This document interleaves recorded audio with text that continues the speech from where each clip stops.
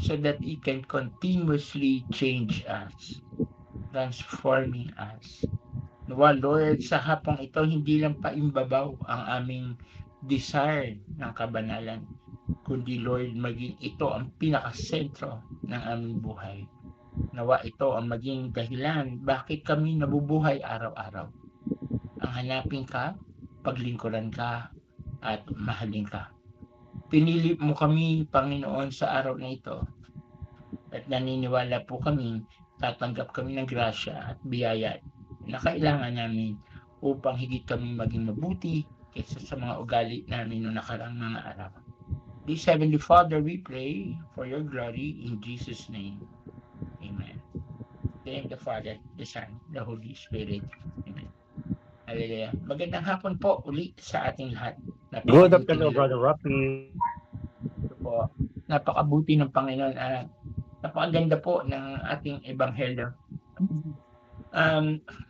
Tatry ko po siyang idugtong dun sa ebanghelyo natin last Sunday, which is Jesus asking his disciples, asking you and me, na sabi who am I? Sa iyo, who am I? Sino ako para sa iyo? Yung gospel natin ngayon is about salitang hypocrite. Yun yung um, lumilitaw po sa akin na medyo ika nga na-highlight sa akin. Hypocrisy. Yung hypocrisy po is we can speak the Christian language like praise the Lord, God is good, glory to God. But this speaks about real character. Hindi lang salita, hindi lang yung nagbibigay ng tithe. Sabi ni Lord sa gospel, hindi lang yung presence sa activity. It's really a way of life. A life of pursuing Jesus. A life of imitating Jesus. A life of becoming more like Jesus. No, hindi natin pagsasawaang pag-usapan yan kasi para lagi nating maalala na ang buhay ay hindi para magawa yung gusto natin, kundi magkaroon tayo ng kalooban na handang sumunod sa kalooban ng Diyos.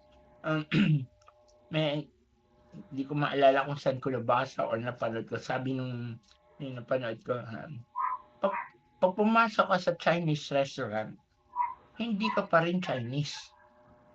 Pag kung nasa Italy ka, pag pumasok ka sa Italian restaurant, hindi ka Italiano or sa bar ng punang Italian. Hindi. Di ba? Hindi. It does not make you Italian. It does not make us Chinese. Kaya ang sabi niya nung so ibig sabihin, yung pagpasok mo sa simbahan, it does not guarantee Kristiyano ka agad. Yung paglilingkod, it does not guarantee Kristiyano ka. It only begins the process of becoming a Christian.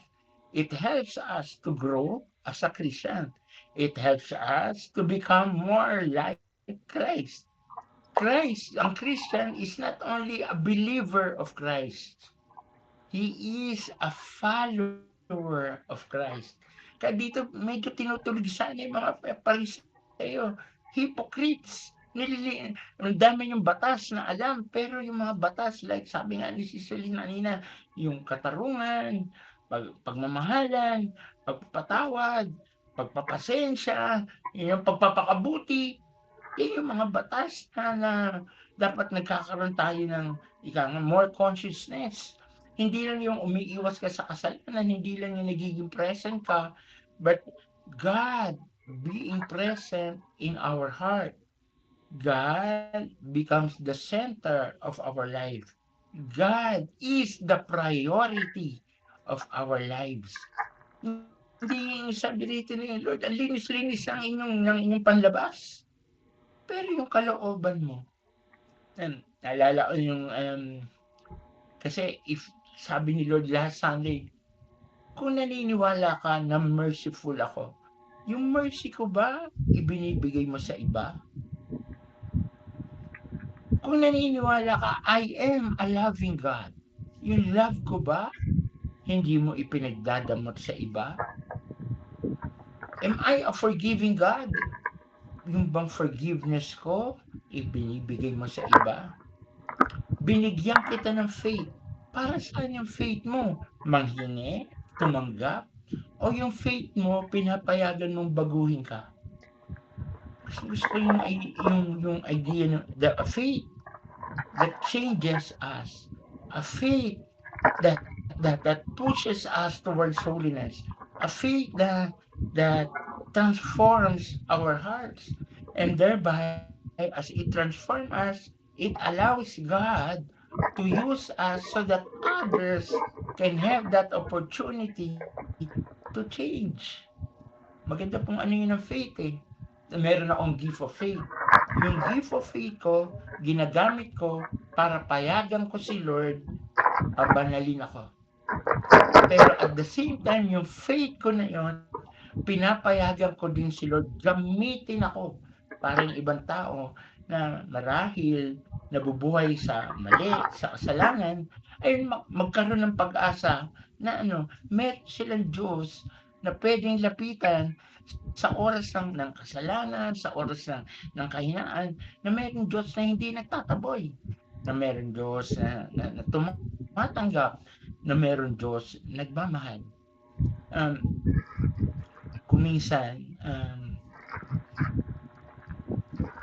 mas dito po sa mga nakakasalumuha ko pong face-to-face na community, like dito sa Macau, matagal ako dito, sa Hong Kong, isa sa challenge is, the more na may interaction, the more natin nakikilala ang isa't isa. The more natin nakikita yung kung sino tayo, nakikilala natin isa't isa. The more we must learn to be compassionate. The bigger problem is when we begin to see the ugliness in others. The problem begins when we begin to see yung kahinaan ng iba. Tamo yan, leader pa naman, ganyan ang ugali. Tamo yan, speaker pa naman, ganyan yung ugali. Tamo yan, ang tagal-tagal na sa community nagsiserve, ganyan ang ugali. Tamo yan, di yan uma-absent sa activity, ganyan ang ugali. Hey, we are not the judge. But ang trabaho natin talaga is to share Jesus. There is struggle. Paulit-ulit natin binabanggit yan. There is a battle. But our role is yung faith natin gives us the courage to share the love, the mercy of Jesus towards these people.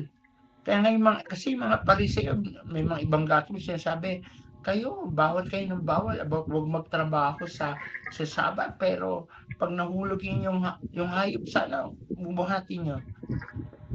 Kayo, kung ayaw nyo mabuhatin iba, pero sa totoo lang, ni makatulong kayo para sa bigat ng iba, hindi nyo ginagawa. The gospel really tells us, it is not only about healing, it is about taking action on what our faith is. Kung ano yung pananampalataya mo, it's nasa buhay natin. Kung ano yung uri ng pananampalataya ko. The more I believe I am blessed, the more I believe I am being used by God, the more my faith is changing me, transforming me, thereby allowing God to give hope to other people. Kung mapanghusga ako, how can I give hope to other people? Kung madali ako manira sa kanila, madali ako magkomento, how can I give hope to other people? Naalala ko tuloy kahapon dun sa radio ng Love Flock. May nag-sharing doon yung isang kasama, sabi niya, alam mo, may kausap ako. Pinag-usapan namin si Alex Ayala.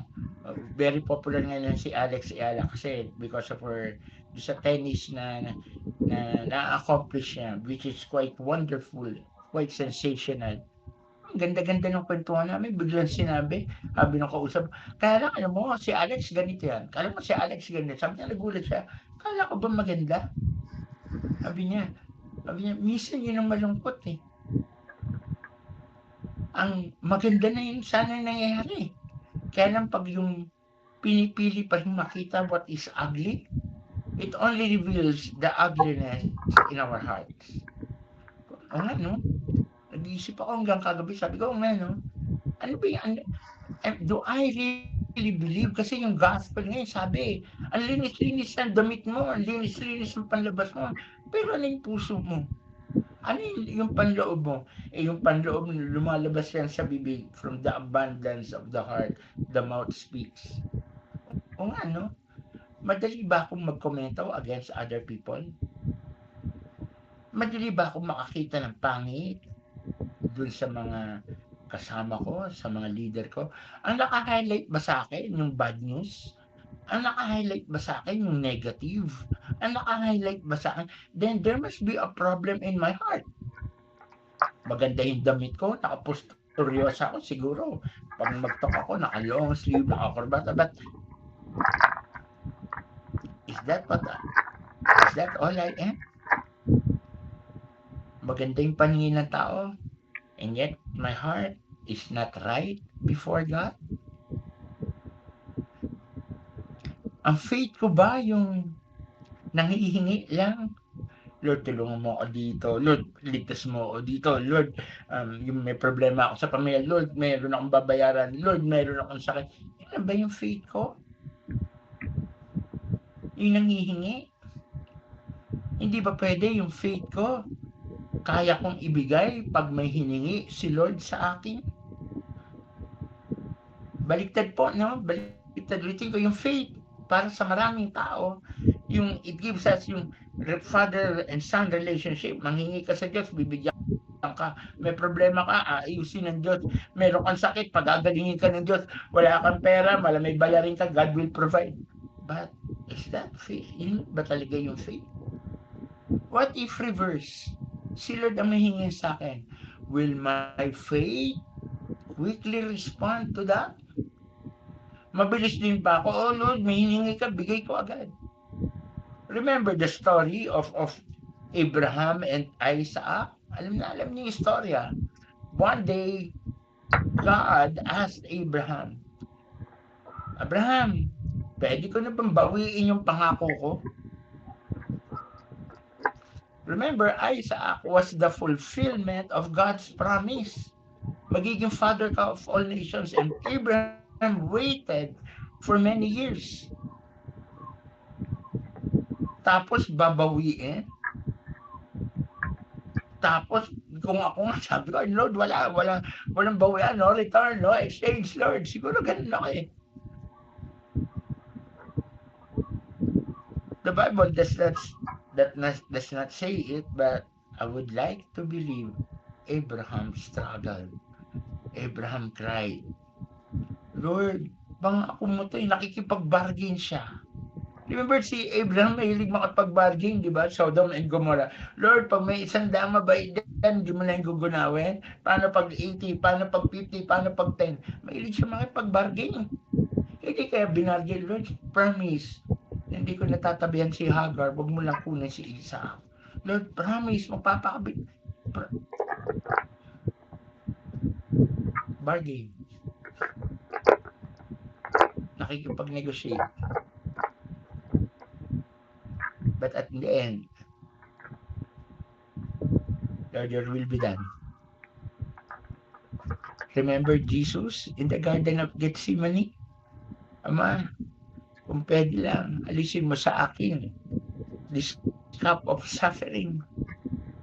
Pero, your will be done. Doon po kasi nagsisimula yung proseso ng paglilinis. Nagtaas tayo ng kamay sa Diyos.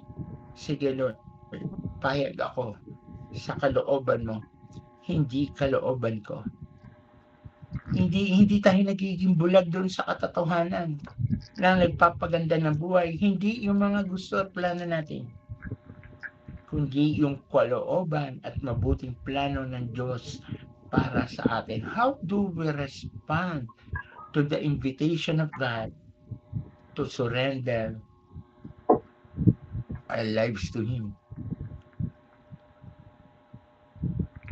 Maybe, just maybe, brother, sister, yung ayaw mong bitawan, ayaw natin bitawan, ang siya pang nagiging hadlang para mas malayang makakilos ang Diyos sa buhay natin. Kaya magandang tanong ano yung Isaac mo at isa ako. Hindi ko mabitawan. Ilalaban ko. Bibigyan ko ng katwiran. Magtuturo ako.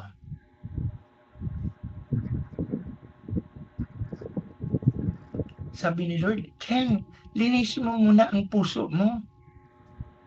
Then magiging malinis ang iyong panlabas. And it all boils down to that, Lord. Yung pagpayag natin, Lord, palitan mo yung gusto ko ng gusto mo. Dagdagan ko yung dasal, dagdagan ko sa dasal kasi dinadasal ko ito eh. Lord, ito yung gusto ko.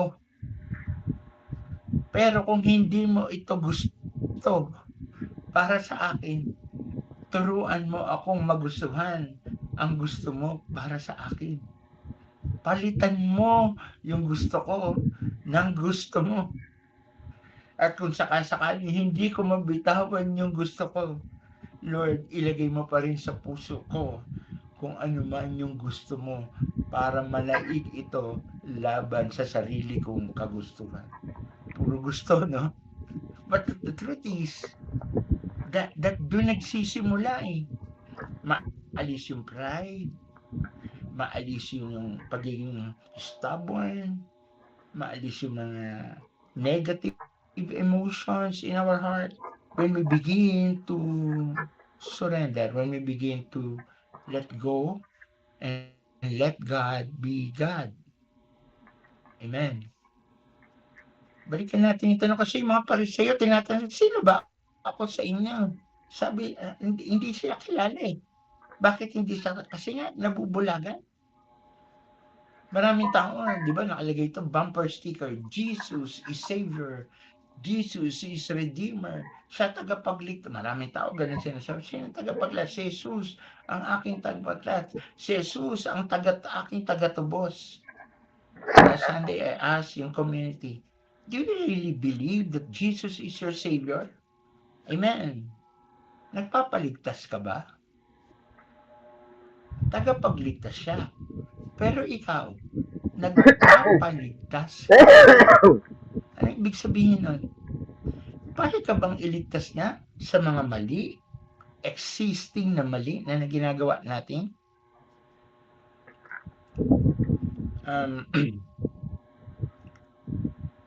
May nakikita kasi ko doon na tawag dito, same-sex relations. Well, tanggap sila eh. Hindi sila hinuhusgahan. Hindi sila pinapaalis.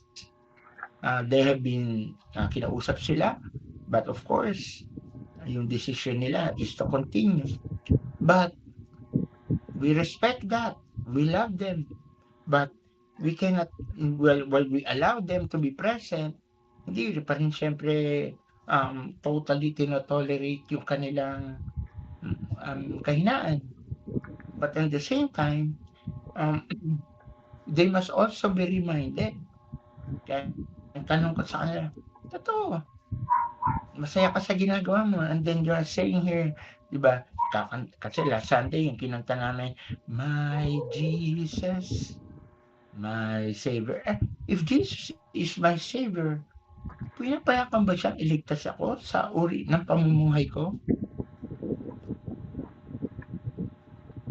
Madali kasing sabihin yan eh. Parang yung mga Pariseo, naglilingkod naman ako, nagbibigay ako ng mga ng tithes.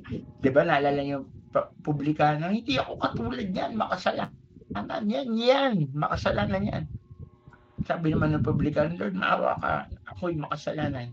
At sabi ni Jesus, sa mata ng Diyos, ang naging matuwid ay yung publikano. Bakit? Nagpapaligtas kasi siya.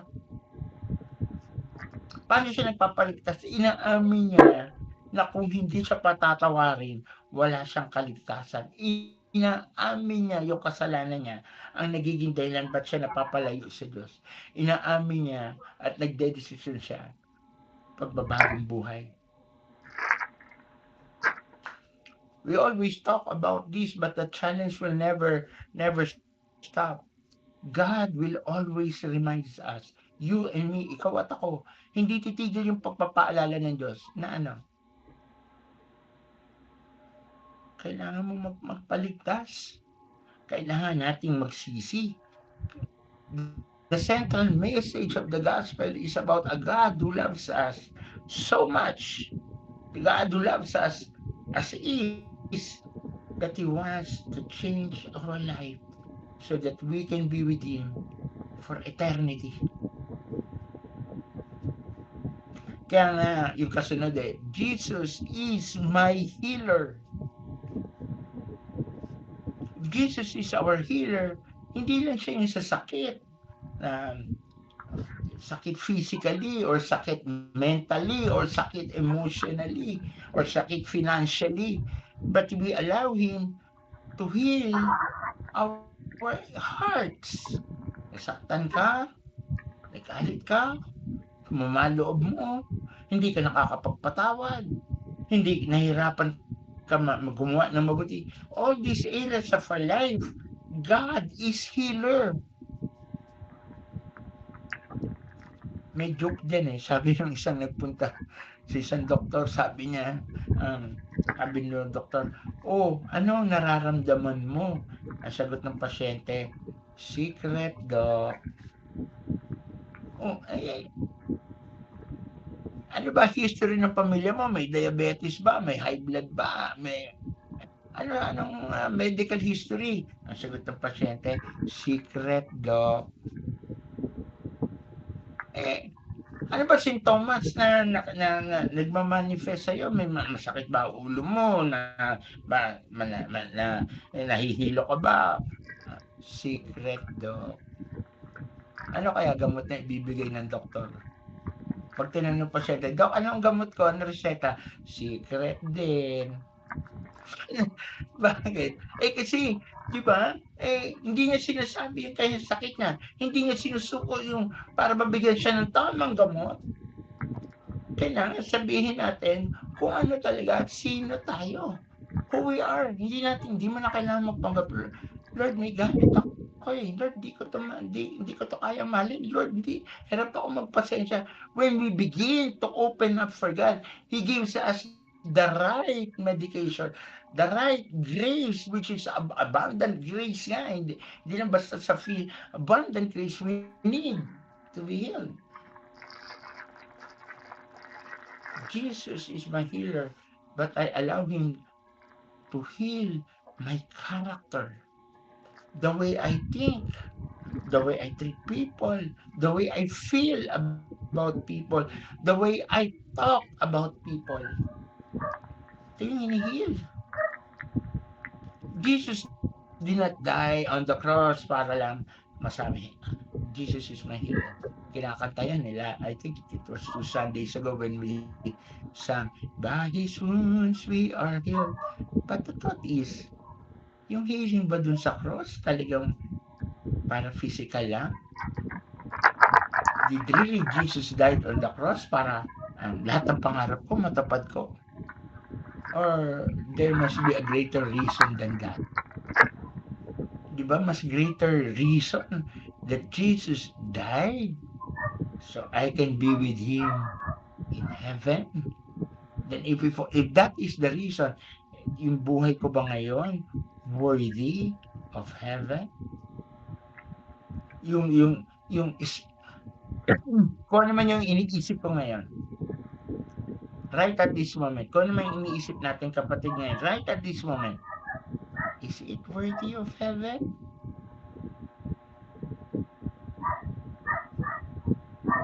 Yung feelings natin ngayon, yun, huwag na yung kanina, huwag na yung kahapon, yun lang. Can we really say in the face of God, worthy ito ng langit, Lord. It's good to think that way, a constant realization, a constant reflection on the real status of our heart, of our mind, kung kailangan ng healing. Kasi Jesus is the great physician, great healer.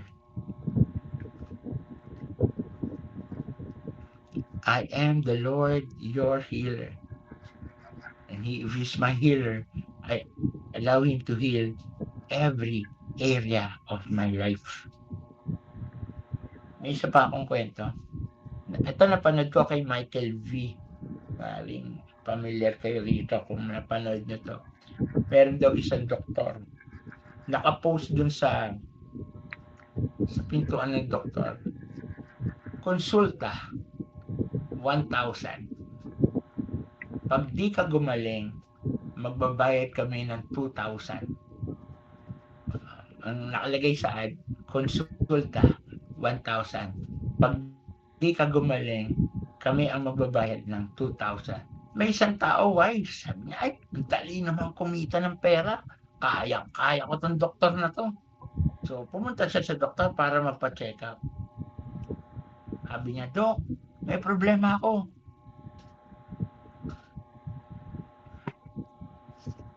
Wala akong panlasa. Tapos, inaano siya ng Dok. Tinesting yung lemon. Wala, Dok, di ko na lalasa. Walang lasa. Talaga? Sabi ng doktor, nurse, kunin mo nga yung nasa box 22. Yung drops dyan. Tapos, pinatakan na yung dila ng lalaki. Sabi ng lalaki, pre, ano ba yan, Dok? Lasang gasolina. Magaling ka na. Bayad yung lalaki ng 1,000. Salita ng Diyos, kumisan ganun. Hindi natin gusto ang lasa. Madali bang sundin yung sampaling ka sa kanan, bigay mo yung kaliwa? Yung ikaw na nasaktan, ikaw pa yung magpapatawad. Yung bang, yung sabi, yung walang kakayang magbayad, dun ka magbigay, dun ka magpahirap. Ba? Para naman buenas naman sila na patawarin mo yung hindi yung kapatawad-tawad, yung talagang the unforgivable. Wow! But love the unlovable. Wow! Ang hirap tanggapin eh.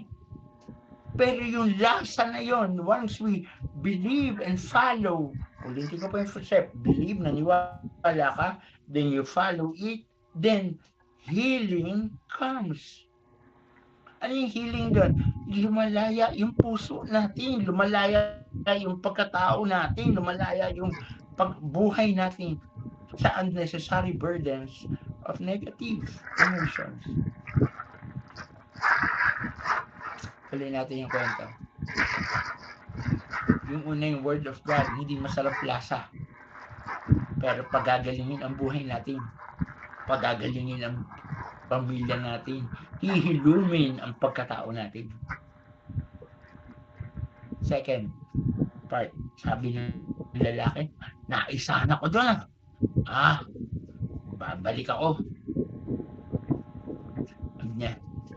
Sabi nung sinamahan siya ng kaibigan niya, kunwari, Dok, anong sakit niya? Sabi nung kaibigan ng lalaki, nagka-amnesia, Dok, wala na siyang matandaan. Talaga?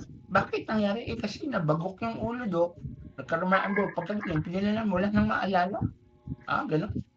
O sige. Nurse, kunin mo yung box number 22. Sabi ng lalaki, Dok, lasang gasolina. Magaling ka na. Naalala niya eh.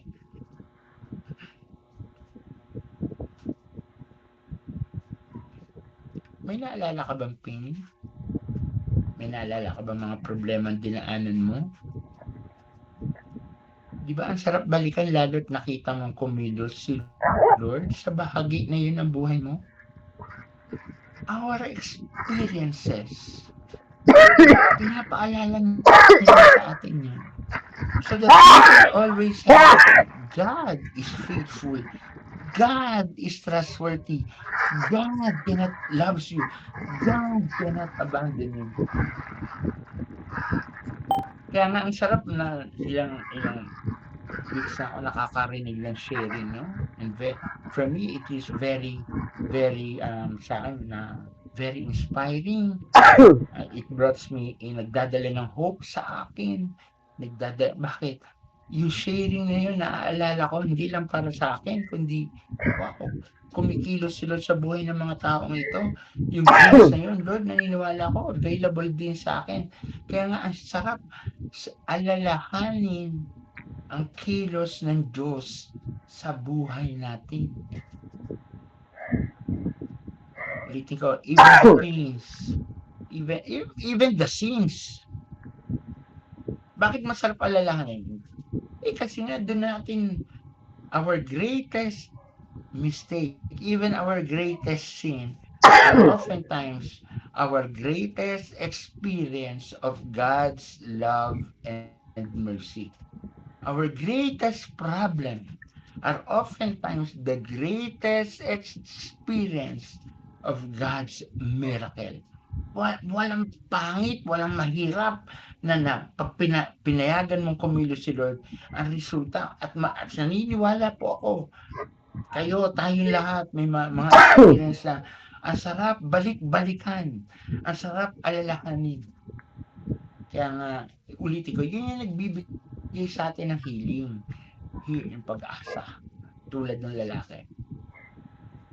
Ikatlang kwento, doon sa bahagi na yun pa rin, yung lalaking bumabalik, sabi niya, na 2,000 na ako ng doktor na yun, masyadong matalino yung doktor na yun, hindi ko maisahan.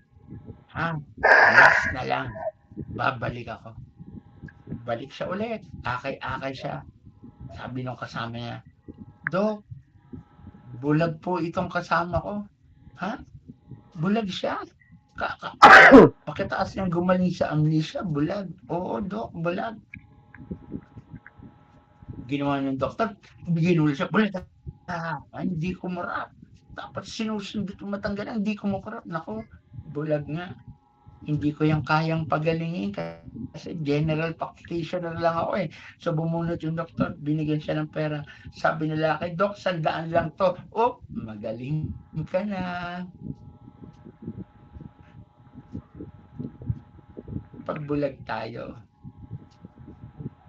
sa sarili nating kahinaan, kadalasan, hindi natin makikita yung area ng buhay natin na dapat nating baguhin. Kaya nga napakasarap laging makinig sa salita ng Diyos. Isa po sa nag-e-enjoy ako ngayon talaga is yung every morning, pagkatapos nung nag-o-online mass ako, tapos sa hapon kasi ako nagsisimba dito eh. Usually, pag ganito tayo po, pagkatapos ito, prepare na ako para magsimba. Yung sinisimbahan ko po ay Portuguese mass. Kaya sa umaga, nagsisimba na ako online English mass para at least alam ko na yung gospel, narinig ko na yung insight. Then, I'm slowly enjoying it kasi it opened my eyes to the beauty of the day. Marami bang problema akong haharapin? Oo. May mga times ba nabibigatan yung heart ko because of the problems of other people, problems of the community, aside from my personal problems? Yes. Pero ang laking bahagi nung sa umaga pa lang, pinapayatan ko ng buksan ni Lord yung mata ng aking pananampalataya para makita ko wala akong dadaanan ngayong araw na ito na hindi ko siya kasama. Wala akong mararanasan ngayong araw na ito na hindi niya kayang ayusin at solusyonan. Wala akong dadaanan ngayong araw na ito. Masakit man yun, hindi ko man gusto yun, na hindi niya ako tutulungan malagpasan. At sa umaga, pinapaalala rin sa akin yung isuot yung armor of God. Truth, righteousness, salvation, no? Yung helmet of salvation, na the shield of faith. Sinusuot na ano nga ako kasi masarap pala sa umaga. I have to be honest, hindi ko kailan ko lang siya natutuklasan. Basahin yung Ephesians chapter 6 na yon about the armor of God na isusuot pala. Minsan lang. Hindi ko naman Lord, I wear the helmet of salvation, wear the truth buckled around my, no? I'm wearing. Bakit? So that I feel protected throughout the day. Protected saan? Temptation. Then yung mismong hindi nabubuksan yung mata ko na hindi ko kayang mag-isa ang temptation. Na hindi ko kayang mag-isa baguhin yung sarili ko. Na hindi ko kayang mag-isa magpakabait. Na hindi ko talaga kayang magpatawad. Na hindi ko talaga kayang magpasensya. Pagkatanggap ko yun, yung grace na kailangan ko, umaapaw. Sufficient ang ginagamit ni St. Paul, that my grace is sufficient. We might forget everything, but God always remember. Ano yung naalala ni Lord? Hindi, yung mga pinapaalala sa atin nga, yung mga pinagdaanan natin, mga victories, mga, hindi lang yun, mga painful experiences. Then hindi tayo tulad ng mga Pariseyong bulag. Na ano, na ang nakikita lang ay yung present. Ang nakikita lang ay yung sila yung tama.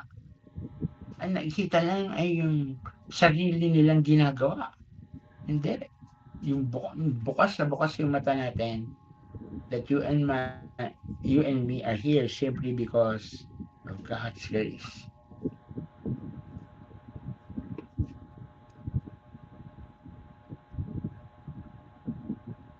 Sabi ng gospel today, blind guides. Paano nga naman mag-aakay kung mismong ikaw ay bulag?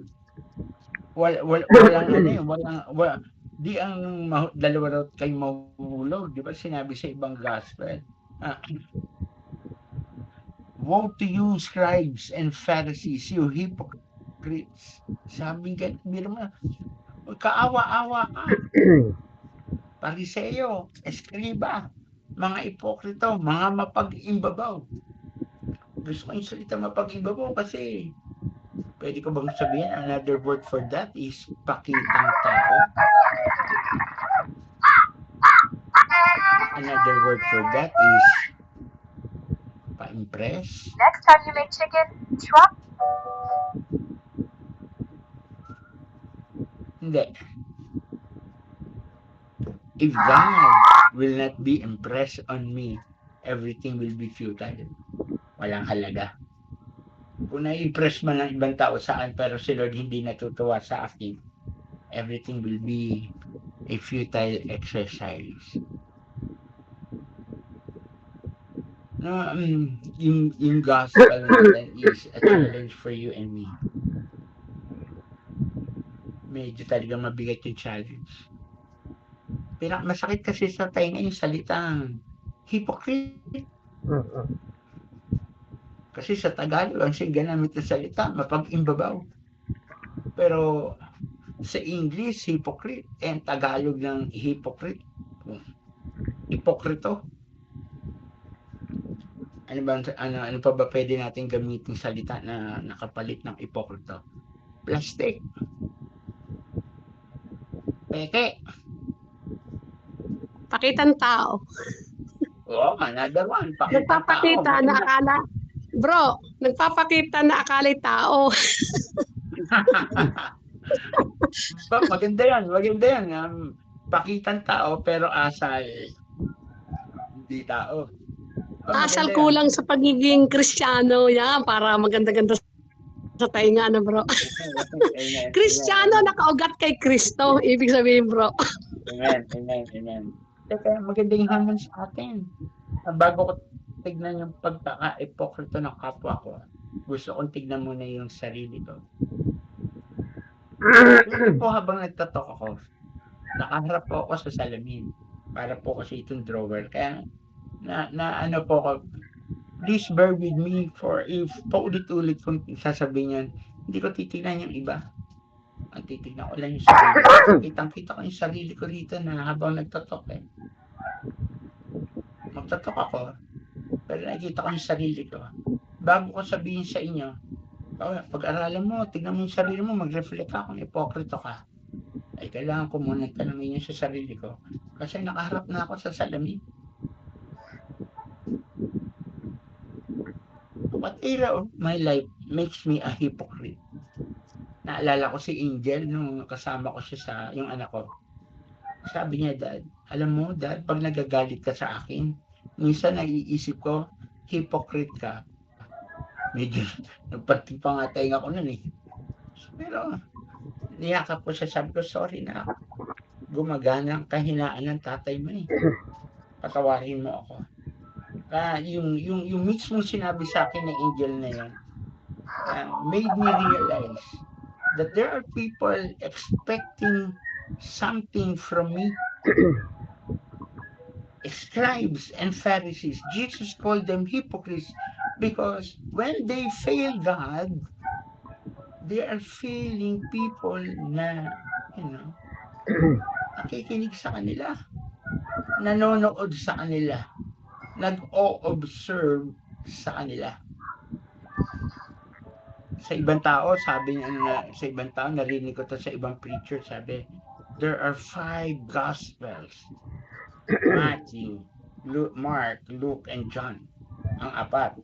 But the 5th Gospel ay ikaw at ako. Kasi people who do not read the Bible oftentimes are reading you. Your actions, our words, our relationships, the way we treat people, even the way we post at Facebook, even the way we comment sa GC. Yan. Even yung mga palitan natin ng kwentuhan, ino-observe nila, and for them, you and me are the walking gospel. Sabi ng iba, walking gospel, a life walking with Jesus. But actually, walking gospel for me is, am I good news? Do my mouth speaks of good news? And am I Jesus for them? Brothers, sisters, sa atin, hindi po namin sa Love Flock po, hindi namin ginagamit yung pangalan nito, yung ikalimang gospel. Ang ginagamit namin ay yung Acts 29. Research nyo yan Next week sabihin nyo sa akin kung ano yung first verse sa Acts 29. Yun yung the continuation of the gospel. In ending, let us reflect. Are we yung buhay ba natin kalugod-lugod sa Diyos?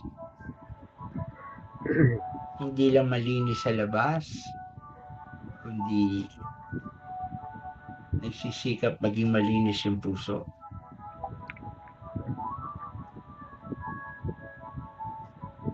At kung sakasakali, kung meron tayong area of our life na hipokrito tayo, ano yung mga konkretong aksyon na pwede natin gawin para masabi natin na, Lord, hilumin mo itong area ng buhay ko. I've seen self-righteous people. Taas yung tingin sa sarili. Ang bilis pumuna. Ang bilis manghusga. Ang bilis magturo. Pero ginagawa din nila. At ang masakit, pag napagsabihan, ituturo din nila yung iba. Ayoko nang ganun.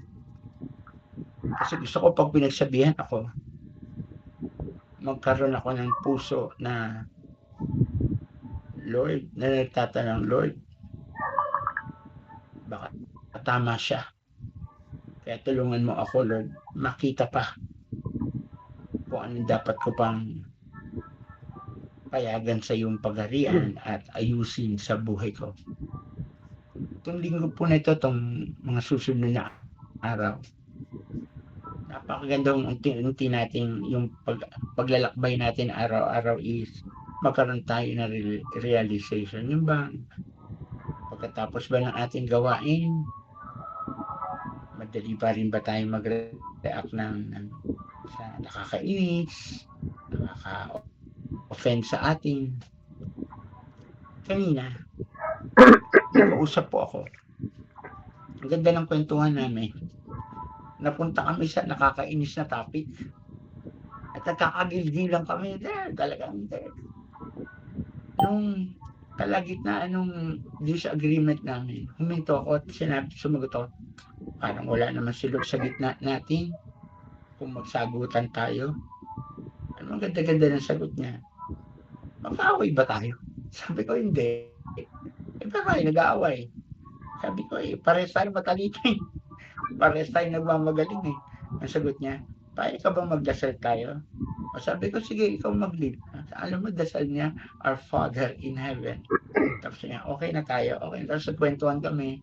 At tapos yung usapan namin, bukas ulit magkwentuhan tayo. Sabi ko, bago tayo magkikwentuhan, magdarasal muna tayo ha. Sabi ko, sige. Nagustuhan ko yung situation kasi we both realize nalilimutan namin isali si Lord sa kwentuhan. Maliit na bagay po yun. Hindi po siya malaki. Pero natuwa ako sa kausap ko, sa kaibigan ko, nung sinabi niya, dasal tayo. And I like that. I really love that because kuminsan pag meron ako naririnig na hindi ko gusto, doon ako na natatalent. I thank God for revealing that to me kanina. Hindi siya malaking bagay kung tutusin. Pwede kong sabihin na negligible, pwede naman huwag pansinin. Total, parang lagi naman pag nag-uusap kami ng kaibigan ko, hindi naman namin maiwasan talaga meron kaming gilgilan. Pero ang ganda nung nangyari kana. For the first time, we realized, away na naman tayo. Lagay natin si Lord. I think that's a good reminder for you and me. When we realize that, teka, parang ipokrito ako dito ha. Nagsasalita ako ng patience, ng love, ng mercy. Lord, hindi lang kita kasama rito. Kaya ganito yung ugali ko. Samahan mo po ako, Lord, ulit. Hindi mahabang dasal, Our Father nga lang eh. But it made a lot of difference. I really pray that this week, as we continue to walk with Jesus towards Jesus, to walk with Jesus towards Jesus, may we continue to realize little things in our life that makes us hypocrites. Then invite Jesus in that situation. Then tell Jesus, take your place in my life. Amen. Let us pray po.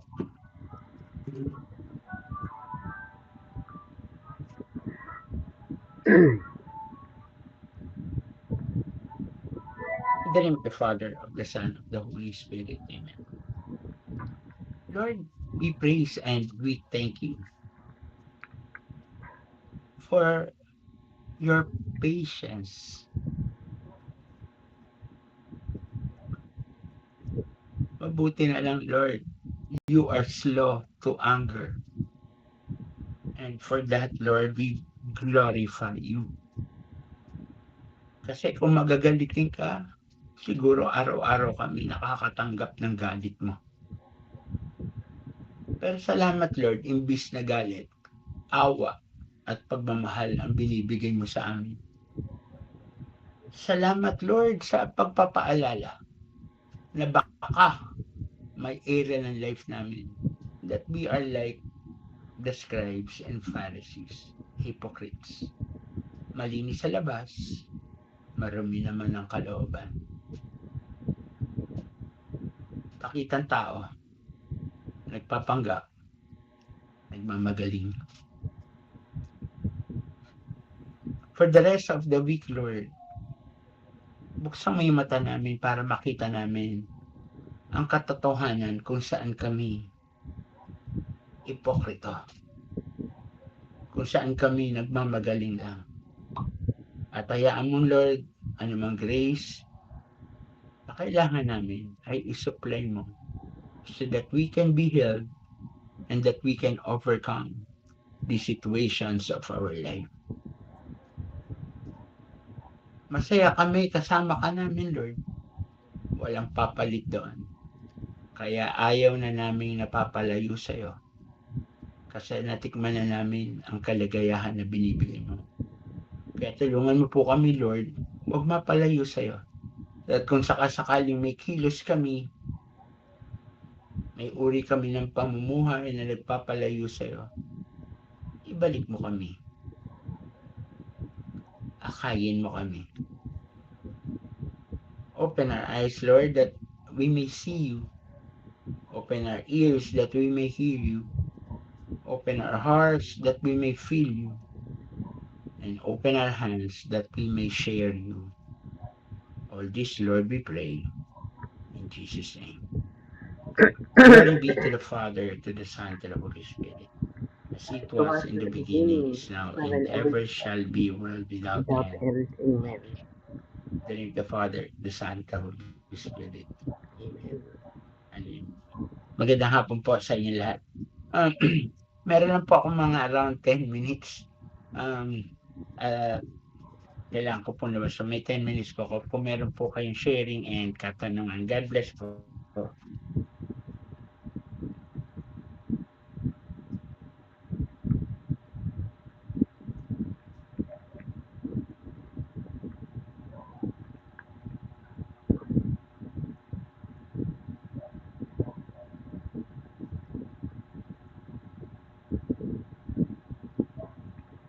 Brother Brother Grover. Grover.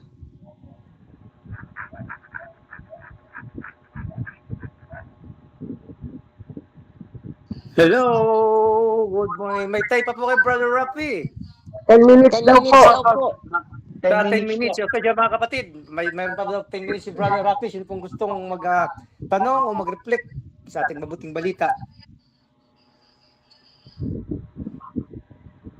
Sige po.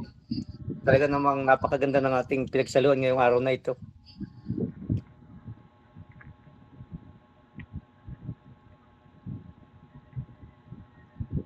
Sige po mga kapatid, unahan po kayo. Para magtanong kay Brother Rafi habang nariyan pa siya. Sister, pero unahan mo ulit. Ikaw alam ko pala nauuna eh. Idol. Hindi po ako nauuna, nagpapakaramdam nga kung meron nais. Kaya nga eh, unahan mo na uli para Sige, ako po, sige. Sige po, Kuya, Brother Rafi, lagi po ay maraming salamat at sa physical at spiritual mong presensya na andito sa FOD, ano bro? Ang ganda nung sinabi mo kanina eh. Tayo nahingi sa Lord, paano kung tayo naman ang hihingin tayo ang Panginoon sa atin? Di ba ang ganda nung bro? Bro, 23:12. paano tayo tutugon? Baka naman laging hingi, pagkatapos tayong hiningan, Lord, huwag! Kailangan ko ito, nagpapasaya ito sa akin. Maligaya ko dito. Diyari tayo dyan. Tuloy lang bro, sa akin kung personal, dahil gusto ko pag nagpapatotoo ako personal ko, dahil ito hindi pwedeng pasubalian ng kahit sino. Bro?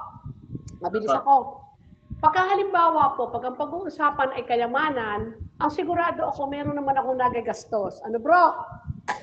Yung kung anong ibibigay, Pagka halimbawa naman posisyon, lalo namang ako naandi nila ang saran. Dito sa FOD, naghahandle ng liturgical, bro? Regalo ng Lord.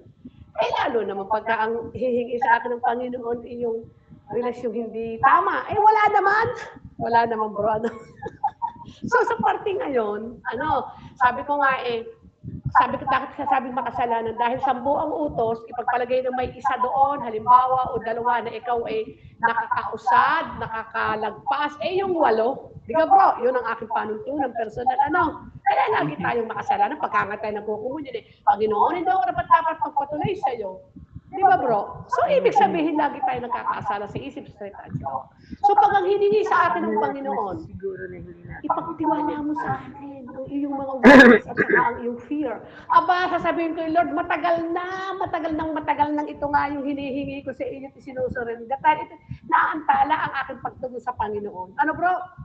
Minsan may narinig ako na nagsabi, huwag natin laging sabihin na gayon dahil yun din naririnig ng kaaway at lalo tayong bubumbahin, ganyan. Bro, anong masasabi mo doon?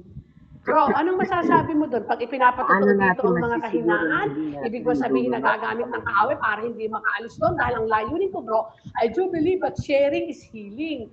At gusto ko magpakatotoo sa harap ng Panginoon. Ano nga naman sabihin ko dito, Lord, matatag ang aking pananampalataya, ano man ang mangyari? Hindi ako nagsasabi ng totoo. Ang totoo ay talagang, Lord, kailangan kita. Kailangan kita. Mahal na Panginoon. Dahil kung ako ilalayo sa iyo, ay nako. Nasa iyo na nga, may mga pagkakataon pa rin na sablay, gapang. Yun lang, Brother Rafi.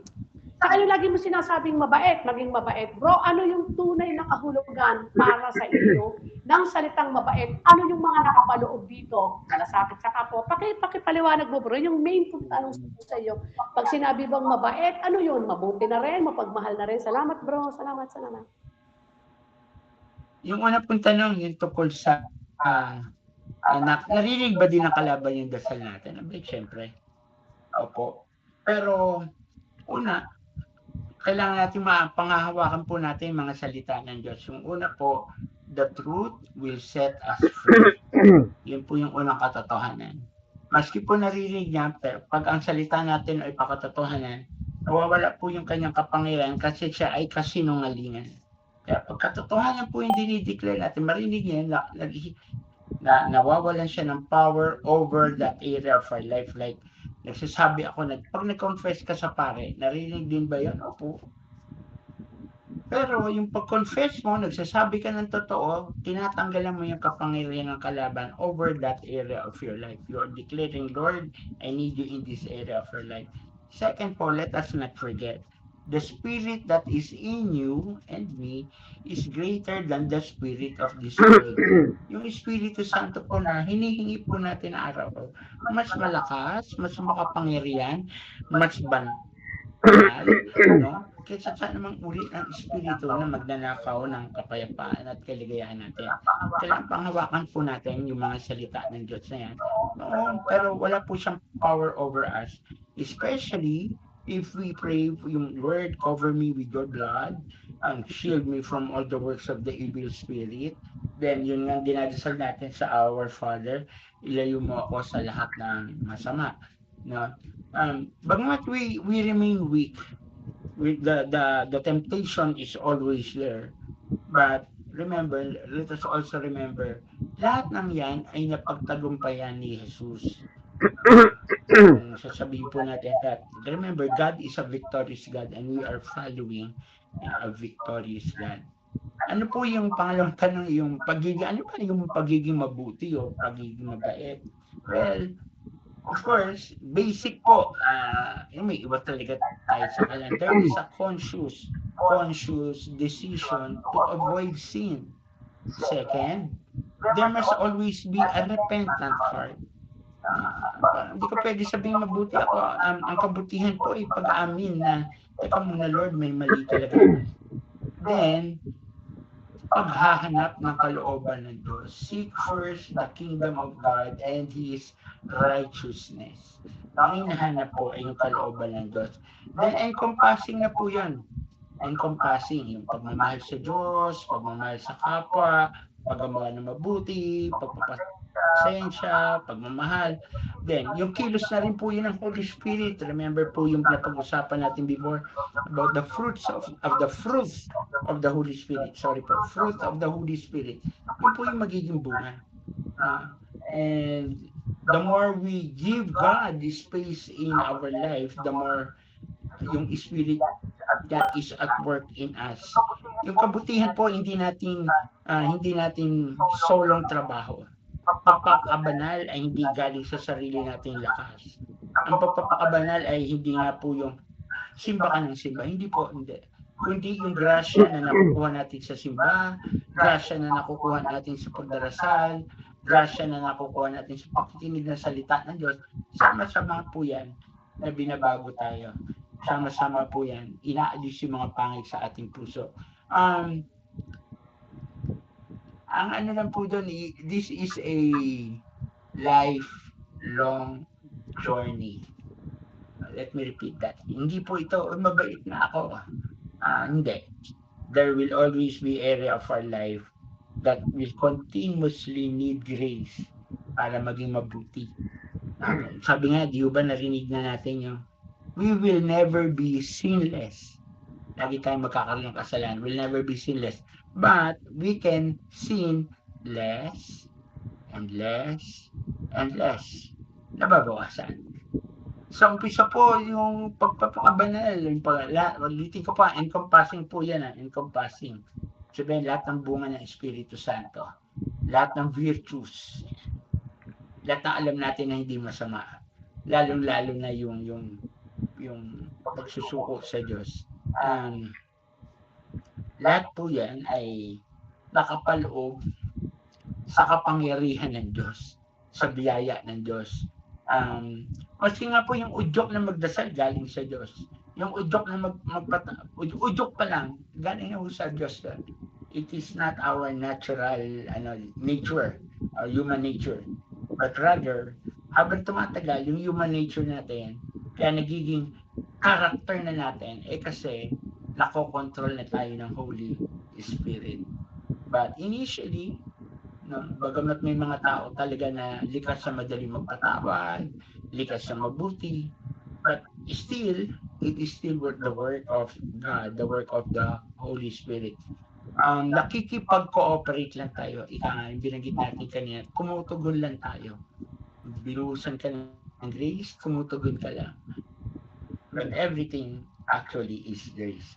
Sabihin mo sa akin, kung tatanong mo sa akin anong pagpapakabait, well, pagsisikap na maging katulad ni Maria, who is full of grace. Kaya nga maganda yung Tagalog ng full of grace napupuno ka ng grasya. Kung if you will ask me, I think that is the right definition of ng isang mabuting tao, napupuno ng grasya. I hope Sister Fel, I have answered your question. Opo, at ang ganda bro ng iyong sinabi na sinless, unti-unti, dahan-dahan, yun ang pinakamaganda dahil talaga namang habang buo may paa pa tayo nakatapak talaga namang hanggang sa ultimo respiro, hininga, talaga namang hindi naman natin maiwasan magkasala bro. At ano na lang bro, nabasa ko sa isang aklat, ang ganda, nakabase din sa iyong panayam ngayon. Ganito sabi niya, God loves you just the way you are. Di ba? Mahal naman tayo ng Panginoon. Amen. But He refuses to leave you there. Ang live bro ay yung live na L-E-A-V-E. Hindi nais ng Lord na manatili ka, na iwanan ka sa ganyang sitwasyon. He likes you to be just like Jesus. Di ba? Ang ganda bro. Amen. Amen. Amen. Amen. Amen. Thank you, Sister Fel. God bless po. Salamat, Sister Pel. Talaga naman. Sabi nga, maging sino ka man, mahal kita. Yan ang ating Panginoong Jesucristo. Maging sino man tayo, maging ano man tayo, mahal tayo ng ating Panginoong Jesucristo. At yung tayo na lamang ang dapat gumawa ng paraan na dapat nating ipagpahalaga o ipagpapuri o ipagbunyi ang pagmamahal sa atin ng ating Panginoong Jesucristo na maging sino man tayo. Sige po mga kapatid, sino pa po ang gustong magtanong kay Brother Rapi na mukhang magandang ating kagaganda ng mga sinasabi ni Brother Rapi, talaga namang nakakagaangga ng pakiramdam. Sabi, nararamdaman mo, kahit anong kasalanan ko, alam kong mahal ako ng aking Panginoong Jesucristo, ng ating Panginoong Jesucristo. Kaya kailangan kong magbago kahit sa anong paraan, pipilitin ko kahit anong dago kung dumaan sa ating buhay. Kaya sige po. Sige po mga kapatid, sino po?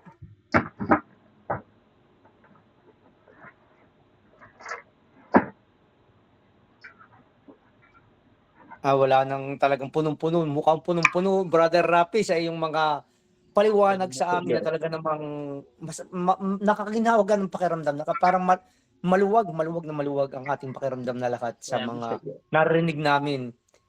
Talagang blessed na blessed kami sa iyo, Brother Rapi. Maraming salamat po. Thank you. Salamat din po sa inyo lahat. Sige po, kung wala na kung magkatong kay Brother Rapi, tayo po mamaalam. Alam naman natin si Brother Rapi talagang palaging busy. Marami siyang binabahaginan ng mga pagkapala sa kanya ng Panginoon Kristo. Sige mga kapatid, maraming salamat, Brother Rapi. Salamat din po. Let us continue to pray for each other. God bless po. Bye-bye po. Salamat po. Salamat po.